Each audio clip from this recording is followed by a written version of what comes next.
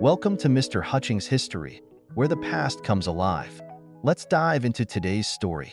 All right, so we're diving into the Cold War, and let me tell you, this is a time when the world felt like a pressure cooker ready to blow. Espionage, nukes, and this massive clash of ideas that still echo today. And get this, we're starting right after World War II. You'd think after defeating Hitler, everyone would be ready to, bury the hatchet. You'd think. But even as victory celebrations were in full swing, those seeds of distrust, they were already taking root. You're talking about the Yalta conference in '45. Roosevelt, Churchill, Stalin, they're all trying to hammer out the future of Europe, but I'm guessing those ideological differences, well, they probably made things a little tense. Tense might be putting it mildly. Just picture it. You're sitting across from Stalin, the guy who helped crush Nazi Germany. But at the same time, you're deeply suspicious of his communist agenda. Talk about a recipe for awkward power struggle. Yeah, carving up Germany into occupied zones while trying to reconcile the U.S. commitment to capitalism and democracy with Stalin's iron-fisted communist rule. No wonder things got frosty so quickly.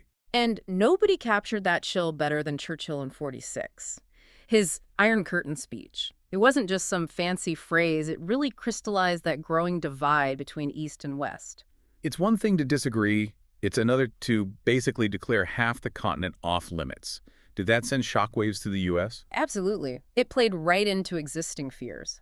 George Kennan, stationed in Moscow, had already sent his long telegram arguing that the Soviets were basically hardwired for expansion. Churchill's speech, it took that fear mainstream, framing the Soviets not just as rivals, but as a threat that needed to be contained. Enter the Cold War mindset. But, like with any good mystery, there's got to be more than one way to read the clues. It wasn't just a simple case of good guys versus bad guys. Not at all. Arthur Schlesinger Jr., a big name in Cold War history, saw it as this clash between freedom and tyranny, a pretty clear case of Soviet aggression. But then you've got revisionist historians like William Appleman Williams, who argued that U.S. policies driven by economic interests played a role in escalating things. Always more to the story, huh? A good reminder that history is rarely black and white. Yeah. So you could get this ideological clash simmering, but things get even more interesting when you bring in the economic angle, right? That's where the Marshall Plan comes in. Exactly. Picture Europe in 1947, completely devastated after the war. The U.S. swoops in with this massive aid package, the Marshall Plan. On the surface, it looks like pure generosity, right? Right. But some historians, like Walter Lefebvre, argue there's more to it. They see it as a strategic move to counter Soviet influence, to tie European economies to the U.S. The little bit of, we'll help you rebuild, but on our terms. I'm guessing Stalin didn't exactly love that idea. Not one bit. The Soviets saw it as a power grab, a way for the U.S. to buy influence and build its own sphere. So what do? They come up with Comecon, the Council for Mutual Economic Assistance. Think of it as the Eastern Bloc's own exclusive club, meant to rival the Marshall Plan and foster dependence on Moscow. So now you've got a world divided, not just by ideology, but by economics, too. Talk about adding fuel to the fire. And I'm guessing this is where that whole who started it debate gets even messier. Definitely. You've got John Lewis Gaddis, a post-revisionist historian who said that both sides were acting in their own self-interest. Neither side was blameless. Then you have Marxist historians like E.P. Thompson, who saw the Marshall Plan as a perfect example of capitalist America throwing its weight around. A whole mix of motives, and each side convinced they were in the right.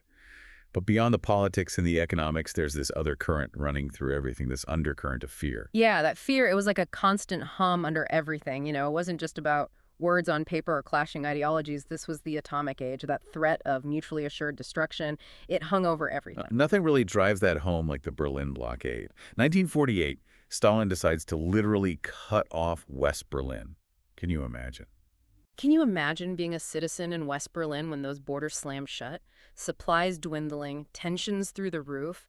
It's like a terrifying sneak peek into what a divided world could actually mean for everyday people. And the U.S. response, the Berlin Airlift, it's the stuff of movies. This incredible around-the-clock airlift of supplies to keep West Berlin afloat.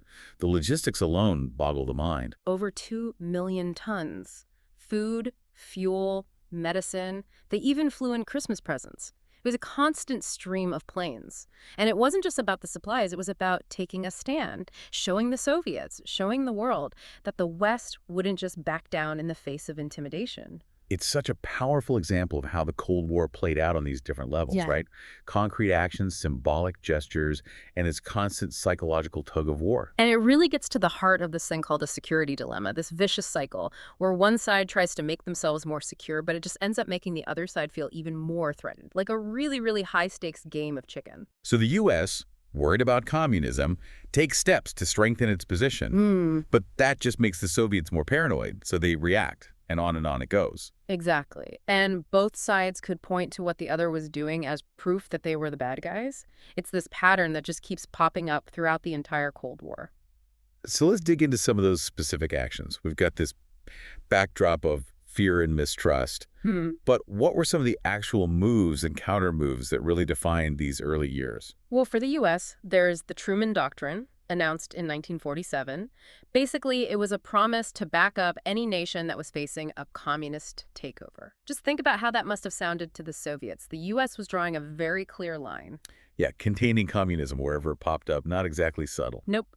And then, of course, there's the Marshall Plan, which we already talked about a bit. But it's worth repeating how much the Soviets absolutely hated it. They saw it as this blatant attempt to buy loyalty to create this whole economic system that answered to the U.S. And the ironic thing is that the conditions that were attached to that Marshall Plan aid, promoting democracy, free markets, that completely clashed with how the Soviet system worked. It's almost like they accidentally made sure there was no chance of cooperation. It's true. It really did create this self-fulfilling prophecy.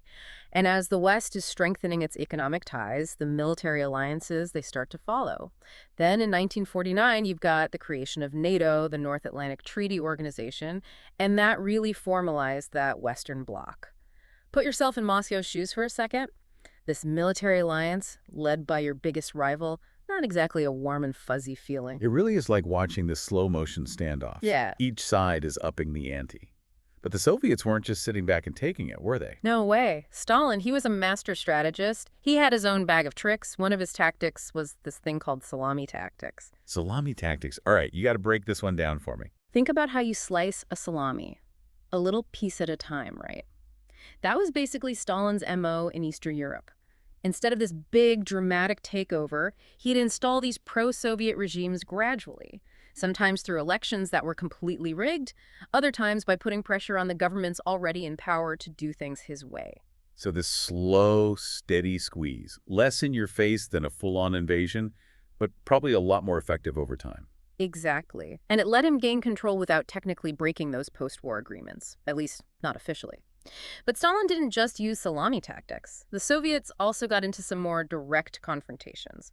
We've talked about the Berlin Blockade, but let's not forget Comecon, their answer to the Marshall Plan. Right, their own economic sphere of influence. It seems like by 1949, the world wasn't just divided ideologically, but economically and militarily too. All those initial cracks, they're starting to look more like a chasm. And that's why understanding these different schools of historical thought, it's so important.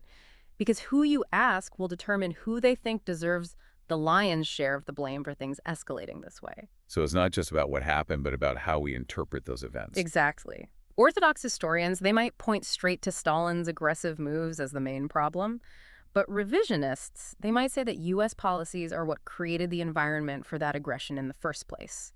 It's almost never a simple answer. More like one of those equations with a million variables. Yeah. And no easy solution in sight.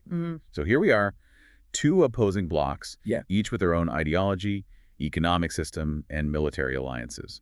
The whole world is on edge. But earlier you said it wasn't just about territory or nukes, that this was about something bigger, something almost philosophical. It's like we've been laying out the pieces on the chessboard, and now the real match is about to begin. Two totally different visions of how society should be structured, how the whole world should work. And I think that gets lost sometimes, amidst all the talk of treaties and weapon buildups. The Cold War, it was about ideas at its core, fundamentally different ways of looking at the world, at humanity's place in it all. On one side, you have the U.S., pushing for individual liberty, free markets, those democratic ideals. And on the other side, you have the Soviet Union, arguing for a more collective society, a centrally planned economy, a global order where communist ideology reigns supreme.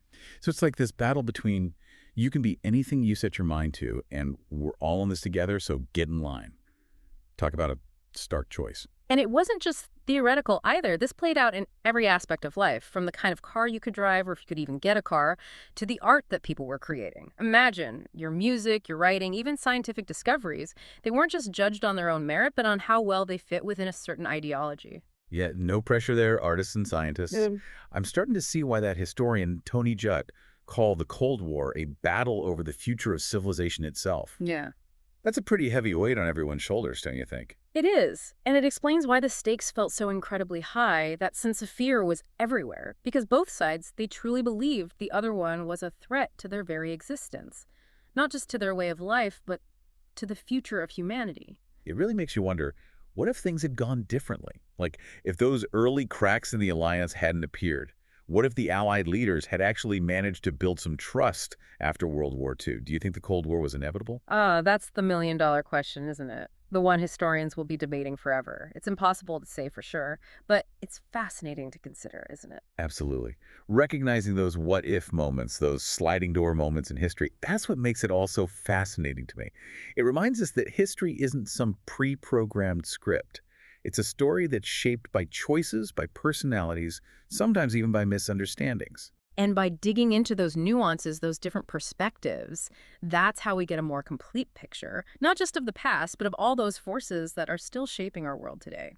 Because even though the Cold War as we knew it, it ended decades ago, a lot of those underlying tensions, anxieties about power and ideology, that hasn't really gone away, has it? Not really. If anything, we're still wrestling with the legacy of that era in a lot of ways. Look at things like global competition for resources, the spread of misinformation, even the resurgence of authoritarianism in some parts of the world. Those are all echoes of those Cold War anxieties bubbling up. That's a sobering thought, but it's also a powerful reminder, right? History isn't just something in a textbook. It's an ongoing conversation. It absolutely is, and it's a conversation we all have a part in shaping. The more we understand about the complexities of the past, the better equipped we are to meet the challenges of the present and to create a better, more informed future. Kind of said it better myself.